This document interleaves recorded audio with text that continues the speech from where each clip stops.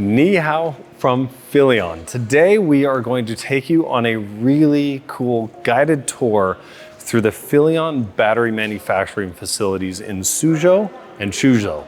So Phylion is one of the largest battery manufacturers in China, and they make batteries for a ton of brands that you know. So the first factory we're going to go through is in Suzhou, where they don't make the cells for the batteries, but what they're doing, they're going to take all of those components and they're going to put them together. They actually make the BMS, the casing, and put a lot of programming into making sure that those cells and the battery just works very well with your bike. So that's the first place we're going to go in Suzhou at the Phylion factory. Next, we're going to take a trip across the country to their factory in Chuzhou, where they actually manufacture their prismatic cells that they use in their ride sharing, in their larger battery storage solutions, and then also in the batteries for electric vehicles.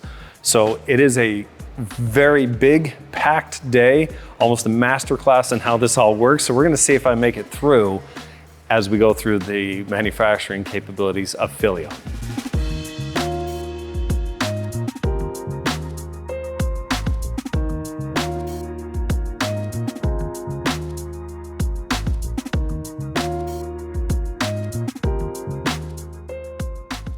When it comes to e-bike batteries, one of the industry leaders is Phylion. Founded in 2003 out of the Institute of Physics at the Chinese Academy of Sciences, Phylion has grown into one of China's largest and most trusted lithium-ion battery manufacturers. Today, they employ more than 6,000 people, operate multiple factories across China, and produce over 4 million battery packs every year. What impressed me on my visit is just how many areas their technology touches. Phylion builds packs not only for e-bikes, but also for light electric vehicles and energy storage systems. But inside the e-bike industry, they're especially well known for supplying battery packs to some of the most respected and recognizable e-bike brands in the world. They also operate JoyCube, their own consumer-facing brand. When you see JoyCube on a battery, you're getting the same engineering and manufacturing expertise Phylion delivers to its global partners just under their own name. From high-density 21,700 cylindrical cells to compact pouch and prismatic designs, Phylion produces a wide range of battery types to meet different applications. And after seeing their operations firsthand, what stood out most to me was their emphasis on safety, reliability, and smart BMS design, the details that ultimately power millions of e-bikes worldwide.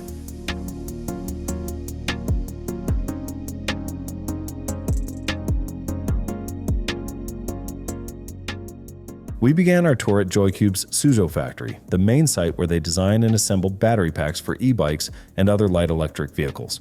JoyCube asked us not to name the brands they build for, but I can tell you, the list is long and impressive, covering some of the biggest players in the e-bike and e-moped world.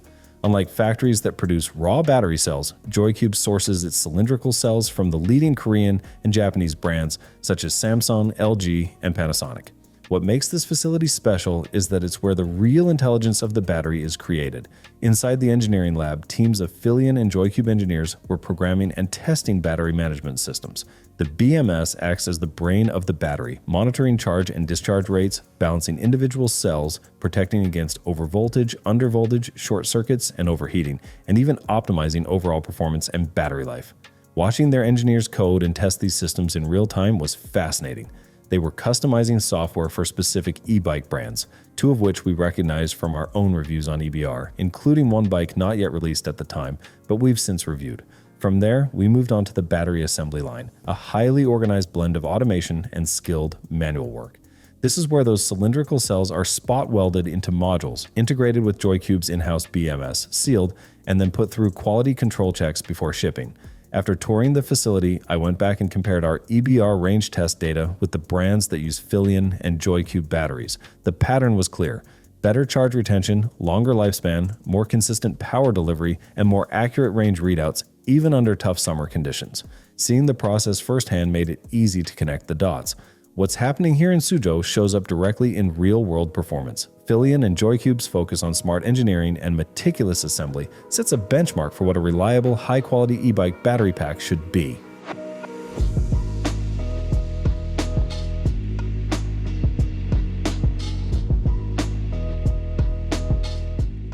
After wrapping up our tour in Suzhou, we boarded a bus for the 2-hour ride to Phylion's Chuzhou facility. This is the factory where they manufacture prismatic cells.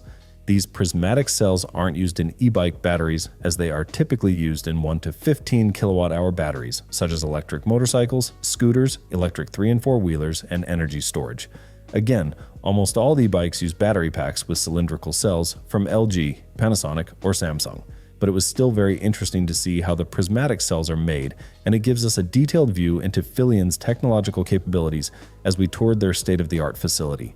Before we even set foot on the production floor, we had to suit up in full anti-static gowns, masks, and boot covers, and pass through several airlock chambers. It's one of the cleanest and most controlled factory environments I've ever been inside. Here, the process starts with raw lithium-ion material being dried to remove any trace of moisture. From there, the material is pressed into thin sheets, and the thickness is measured for consistency, down to a fraction of a millimeter. Once the quality checks pass, the material is rolled into massive coils ready for further processing. Next, those big rolls are split into smaller rolls and pressed again to achieve a uniform thickness. An incredible level of precision for something you'll never see inside a battery. While almost all strips are cut perfectly, Phylion also has a machine that can repair those materials so as much material as possible doesn't go to waste. After that, the long rolls are cut into smaller sections to form the positive and negative electrodes for each cell. The real magic happens when the electrode layers are laminated. Some cells contain 30 or even 40 individual sheets. The first major machine we watched cuts and laminates these layers together, alternating positive and negative materials with thin white separators in between. Each layer has to stay perfectly aligned. The positive side uses aluminum, the negative side uses copper, and these thin separators ensure they never touch. Watching this process happen at high speed without a single misalignment was mesmerizing. Once the layers are stacked, the copper and aluminum ears on each end of the cell are welded together. Then the cell is wrapped in a protective Mylar film and sealed with tape. From there, the negative end is welded to its connector, and the finished stack is placed inside an aluminum housing. Depending on the design, some housings are open on both ends and require 2 connectors, while others are sealed on one end. The end covers are welded in place, first the negative, then the positive side. And finally, the entire housing is hermetically sealed. Every cell then goes through a helium leak test to confirm the seal's integrity. The system injects helium gas into the cell and checks for even the smallest leak. Once the cell passes, it's stamped with a unique QR code for full traceability. Before any electrolytes are added, each cell is dried and humidity tested to make sure there's absolutely no moisture inside. Then the internal electrolyte is injected, and the cell is activated and charged for the first time. Some cells have their electrolytes temporarily removed during activation and then re-injected later. After activation, the cells rest for 24 hours under carefully controlled temperature and humidity to stabilize the chemistry, and that level of precision carries over into safety testing. Phylion performs 21 different stress tests on their batteries, everything from drop tests and overcharge tests to the intense penetration test, where a steel pin is driven through the cell to simulate catastrophic damage. We also saw their water immersion test, where entire battery packs are submerged for a set amount of time to ensure complete waterproofing and detect any potential leaks. Seeing a battery come out of the tank, wiped off, and power up flawlessly really drives home the point. These packs are built to survive real-world abuse. Each test we witnessed passed without failure. When I asked the technicians if they'd ever seen one go into thermal runaway, they smiled and said simply, no. Walking out of Chuzhou, I had a whole new appreciation for what goes into a Phylion or JoyCube battery. Seeing the precision, the safety standards, and the passion of their engineers firsthand left no doubt. These cells are built for performance and for rider safety above all.